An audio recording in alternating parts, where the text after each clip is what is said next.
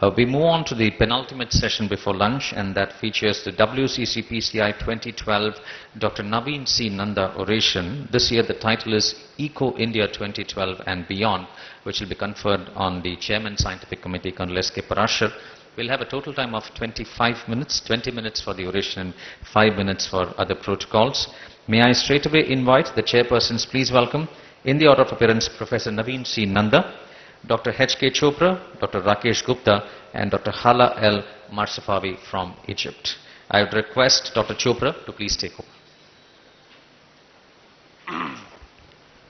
Ladies and gentlemen, it's a very prestigious oration, and I know that every one of you know it's on the name of Naveen C. Nanda, who is the international president. Whatever we do in India with our colleagues from abroad, Naveen is a big stimulus for us. He has been our teacher. In fact, I worked with him for 3 years. Every one of us, whether it's Rakesh, myself, or Dr. Parashar. Now the question is, we have two fathers here. One is a world father of echocardiography, on whose name the oration is, and the guy on whom the oration is going to be bestowed upon is an Indian father of echocardiography. We feel very proud and privileged for this combination. And I think when we gave this proposal to Naveen, and he was very, very happy that he will definitely be there, and we feel very proud and privileged for this particular oration. I'll request Rakesh to give his opening comments for this oration. Rakesh. I can only say one thing, our International Father's oration given by our National Father. Let's invite Colonel Parashar sir to deliver this talk. Thank you.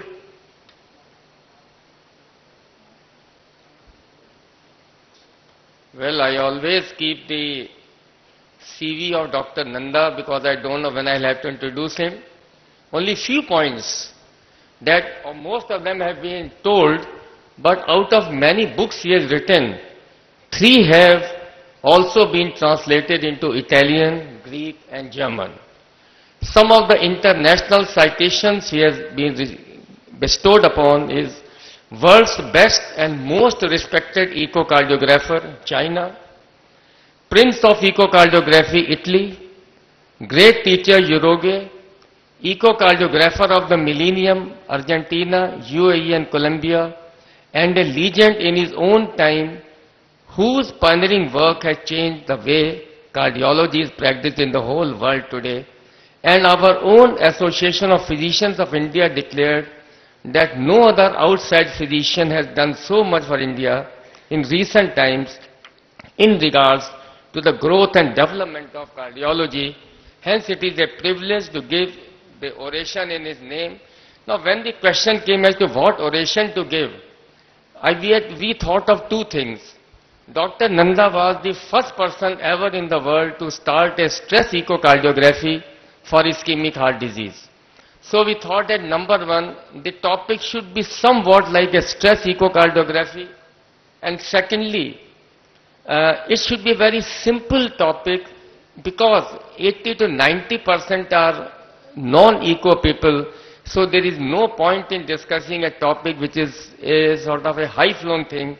So we selected as a stress echo beyond the realm of myocardial ischemia. Now, as you know, the stress echocardiography has traditionally been used as a reliable tool in diagnosis of myocardial ischemia. Significant cost benefits have been seen as compared to a stress perfusion imaging. In last few years, relatively unnoticed but clinically significant developments have occurred, and these developments has expanded its potential use beyond the diagnosis of myocardial ischemia. So it is an everyday problem which all of us face in our day-to-day practice, that we get a patient with an exertional dyspnea. That is the usual problem. Then we have to decide whether it is a non-cardiac or cardiac. Suppose we say that, okay, it is non-cardiac. In a cardiac, we do a resting echo, We may even do an MRI and find everything normal and tell the patient there's nothing wrong with you, and somebody may say that he is a case of anxiety state or so. So if everything is normal, next what? So let us start with an illustrative case. This was a 56-year-old male, hypertensive, no coronary artery disease on angiography. He had main complaint of dyspnea on exertion, and the resting echo was normal. There was an LVH and ejection fraction was 57. We have a series of cases like this, but we are just going to present one. So we did a resting echo, and after everything was normal, we found that the E/E prime ratio was 13:1. We'll come to it what is it for the benefit of the others, which gave us a hint that yes, there is we are able to find out a cause of dyspnea. Now what is E/E prime? You'll hear this word repeatedly now and after later on. Now, remember that there are two major determinants of diastolic functions or a problem. One is the relaxation, that is a maximum rate of LV pressure decline, and then there is a compliance, which is inversely related to stiffness. The more stiff the ventricle, the lesser is the compliance, and there is a sort of an increase in the filling pressure. So coming to E/E prime ratio, E means now in diastole, when the mitral valve opens, at the time of the opening of the mitral valve, there is a gradient between the left atrium and the left ventricle. And this gradient opens the mitral valve, and there is a rapid filling of the left ventricle, which is known as an E wave. And this rapid filling is determined by two main factors. One is the LA pressure, and secondly is the extent of relaxation. So in other words, the higher the mean LA pressure, the greater will be the gradient between LA and LV, and higher will be the velocity of this rapid filling wave. This is known as an early rapid filling wave. So remember, it is an indication of an increased left atrial pressure or a filling pressure, and a tissue Doppler is a early diastolic wave, which is known as EM, E prime also, which is an index of relaxation. So that whenever there is a relaxation abnormality, this decreases, its value decreases. It is not a preload dependent. So that whenever there is an increase in the E/E prime ratio, that means it is mainly due to an increase in the LA pressure. Because this E prime does not depend upon the LA pressure or the relaxation. So this is an indication of an increased filling pressure. For example, here it is 8.5:1, which is normal. So this patient who was complaining of dyspnea on exertion, he went to different hospitals. They said there is nothing wrong with you. Then he came to us. So that was his resting echo, and then we said because he complains of dyspnea on exertion, let us give him some exercise. And after exercise, his E/E prime ratio went up from 13:1 to 23:1. That means there was a sudden increase in the E/E prime ratio, which is an indication of a high LA pressure, high filling pressure, or a high left ventricular and diastolic pressure. So that gave us a diagnosis that there is something different, and the cause of dyspnea was, in this patient, the presence of a heart failure with a normal ejection fraction, and the diagnosis of which is based on the presence of a clinical syndrome of a heart failure. Number two, almost a normal systolic LV function with an ejection fraction of more than 50, and the presence of diastolic dysfunction. So this case was done by us in 2005, and since then we did a series of these cases on giving an exercise to unmask the presence of a diastolic heart failure. And one of the important factors was an E/E prime ratio more than 15:1, which is an indicative of an increased filling pressure. Increased filling pressure means an increased LA pressure more than 12, and LV and diastolic pressure of more than 16. So this gave us a concept of what is known as a stress diastology, and this exercise echo can provide a strong explanative link. I recollect, it provides a strong explanative link between LV diastolic dysfunction and symptoms of exertional dyspnea. That means it gives us a correlation between the two. In a normal individual, when you give an exercise, the E or the early mitral velocity increases, and this is a normal before exercise, and the E/E prime is 8:1. Now once you give them an exercise, the E increases because there is an increased filling of the ventricles. Increased filling, increased venous return, increased flow. So the E velocity increases. As you see, it came from 1.12 to 1.75, and similarly because there is no abnormality in the heart, the E prime also increases, so the ratio remains the same. As you see in this case, even after exercise, it reduces the same because there is no abnormality in diastolic functions. But in a case of a diastolic heart failure or a person complaining of exertional dyspnea, the E wave increases because there is an increase in LA pressure, because there is already a disease, ventricles or an atria is increased in LA pressure, and at the same time, the tissue Doppler remains the same or decreased, so the ejection fraction in this case went from 11:1 to 17:1.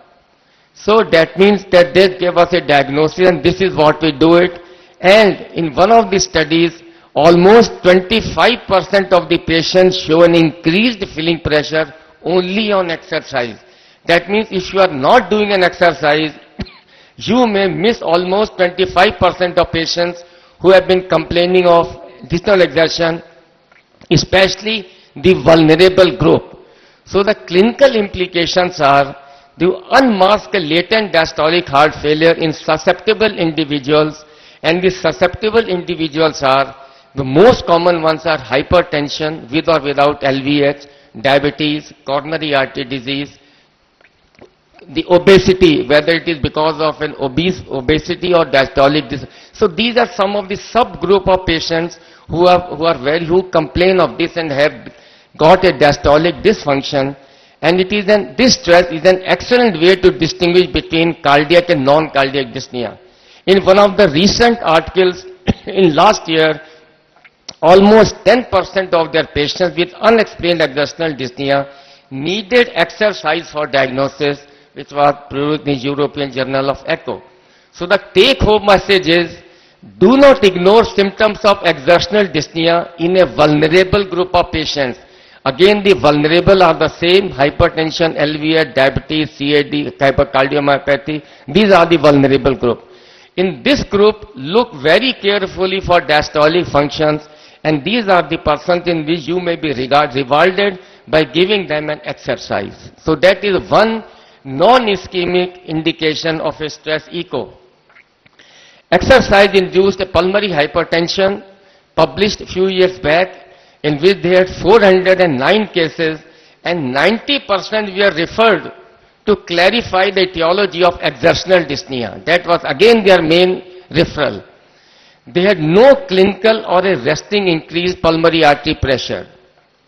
And the two largest categories of unexplained exertional dyspnea they found were again a diastolic dysfunction and pulmonary hypertension. And sometimes it is said that if a patient has got a pulmonary hypertension without any pulmonary artery disease, think of a diastolic dysfunction. And out of these group of patients, 34% of patients developed an increased exercise pulmonary hypertension. So that exercise-induced pulmonary hypertension represents a mild but a symptomatic stage of pulmonary artery hypertension, and in future this may form a new indication for a stress echo and can unmask a subclinical RV dysfunction in about 30% of cases. The third subgroup, a very important group, is a valvular heart disease. Now, in a valvular heart disease, echo is the treatment of, is a technique of choice. A 2D echo, color flow mapping, a Doppler provides a full anatomical, functional and hemodynamic information, and you may not require any further test. But there may be some limitations of resting study. For example, the data obtained in the resting state may not match with the physiological range of day-to-day activity, and that may be different. Sometimes there is a discordance between symptoms and hemodynamic data. A patient may be more symptomatic, but his hemodynamic data may be very mild, and vice versa. And in many cases, you will see, if you go into a detailed history, patients limit their activity to create an asymptomatic state. They just hamper their activity like this so that they can day-to-day activity. Then the question comes, are they truly asymptomatic? Because a symptomatic patient in certain conditions have got a very poor prognosis. So the exercise echo in valvular heart disease, it is slightly limited in our country because there is a fear and reservation of clinicians. But this should not be so. And there are many responses to dynamic exercise. One being there's an increase in the cardiac output because of increase in heart rate and stroke volume. And when there is an increase in the cardiac output, there's an increased blood flow through various chambers and valves.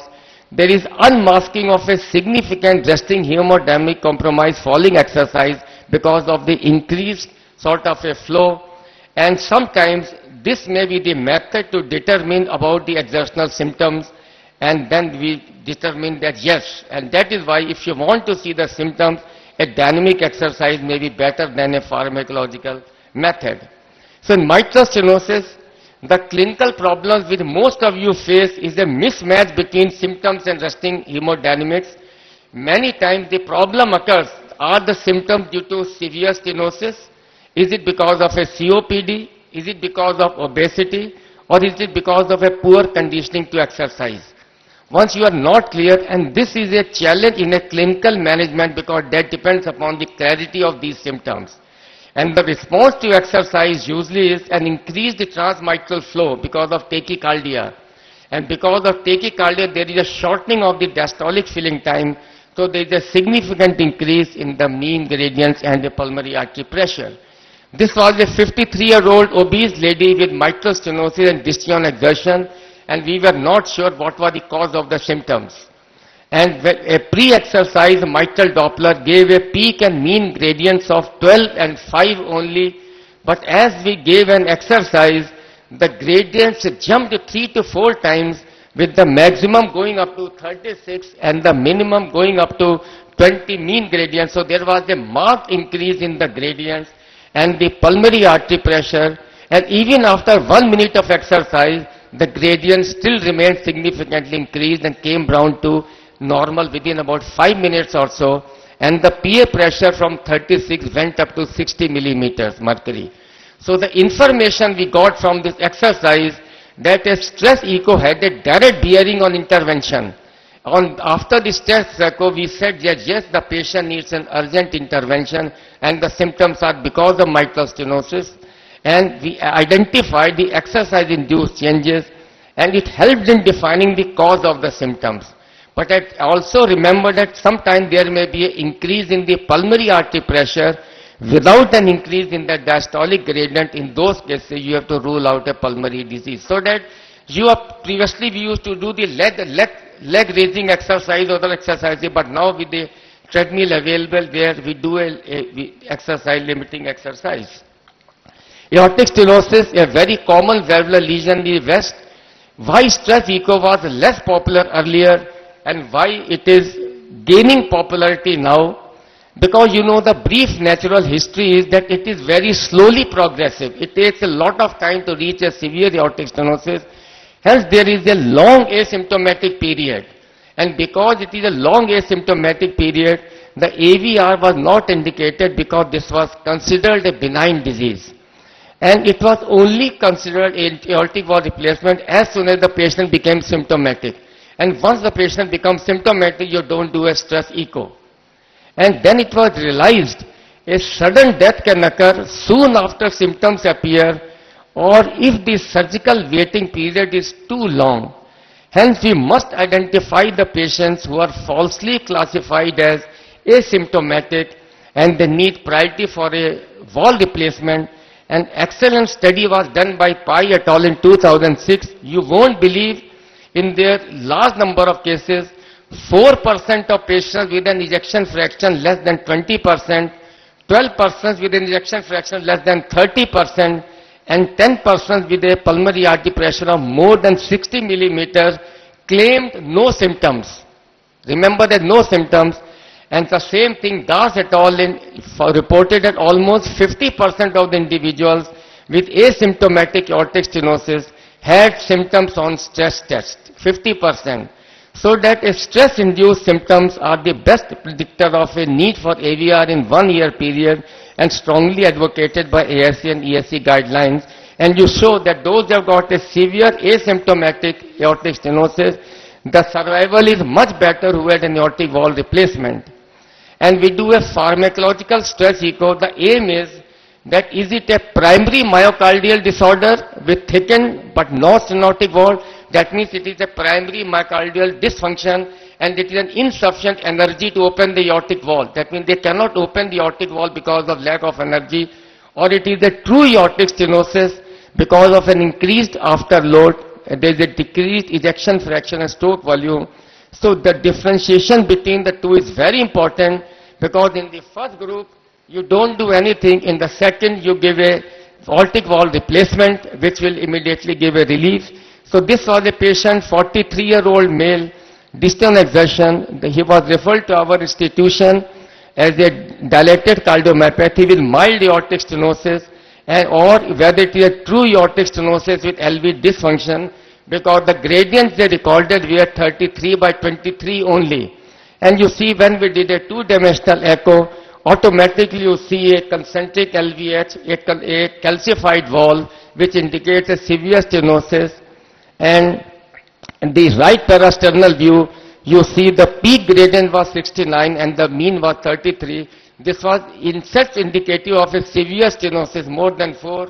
We were not keen for a stress test, but the referring cardiologist suggested, and the area was about 0.65 centimeters, so that this patient has an ejection fraction of 38%, mean gradient of 30 to 33, aortic wall area 0.65, that was a low flow, low gradient stenosis, and on a post-dobutamine there was a significant increase in the mean gradient, and you see that this gave us a diagnosis. Area remained the same, mean gradient increased, that it was a case of a pure aortic wall stenosis, and our recommendation was that he will be benefited by AVR. So that is a last indication is here, and this is one study, will not quote. A lot of studying are being done on hypertrophic cardiomyopathy nowadays, all recent studies, but I will quote only one study which was presented in the ACC 2012, postprandial upright exercise stress echo in obstructive hypertrophic cardiomyopathy. They had 20 patients of HOCM. They did a fasting supine exercise, and in a postprandial state they did an upright exercise. And they found that in 13 out of 20 patients, when they did a fasting supine, the gradient was 31, which jumped up to 95 when it was done in a postprandial upright exercise. And the same thing happened others. So their clinical, their implications was that yes, don't ignore a symptom in a hypertrophic obstructive cardiomyopathy. If they occur in the postprandial state, they may be genuine symptoms, and do not and avoid patient doing some exercise or any walking in a postprandial state. Now there are lot of future directions are coming in a stress echo. So to summarize, a stress echo is emerging as an important tool in evaluation of non-ischemic cases. It aids in clinical decision making. It provides a significant non-invasive information on dynamic changes in wall function, LV function, hemodynamic response to exercise, and it gives an important information on exercise capacity and symptomatic response. And finally, there is a significant expansion of role has been quantification of exercise-induced latent diastolic heart failure and PAH. It has the advantage of easy availability, low cost, immediate diagnosis. But despite all above what we have talked, especially the valvular heart disease, more large-scale trials are needed for enhancing its applicability in day-to-day clinical practice. But we normally do a lot of them in a diastolic function and in a mitral valve, or in some cases in aortic valve. Thank you very much. Ladies and gentlemen, it was the most outstanding presentation. I'll request Hala to give a comment. Oh, yes. Thank you very much for this nice, illustrative, and that collects all the information about stress echo in the non-ischemic diseases that I am especially specialized in it because I'm a pediatric cardiologist. I'd like to add that we are using it on a small scale in coarctation of aorta, especially those after operations that the gradient is equivocal whether to put it again for balloon or stenting after the operations.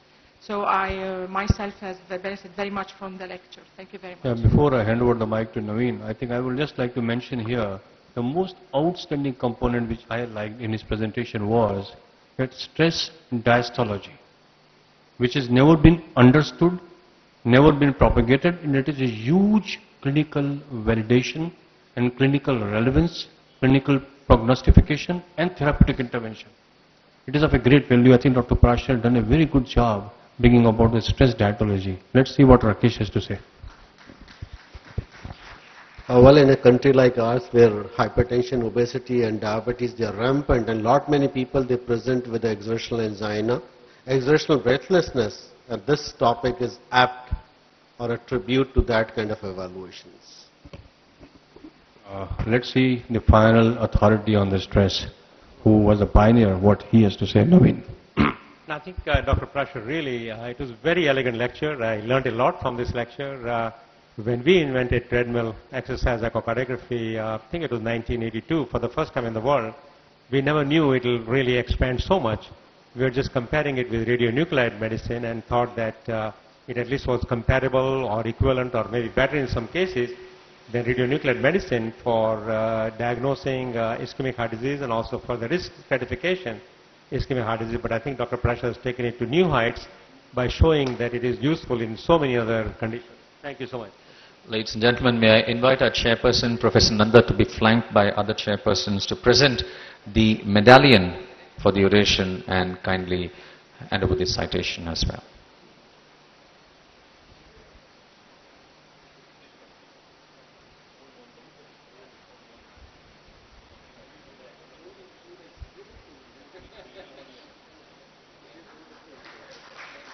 Okay. We also have a citation in the honor of Professor Parashar. Thank you very much, chairpersons, and many congratulations, Gan Parashar, on being bestowed the WCC PCI 2012 Professor Naveen C. Nanda oration.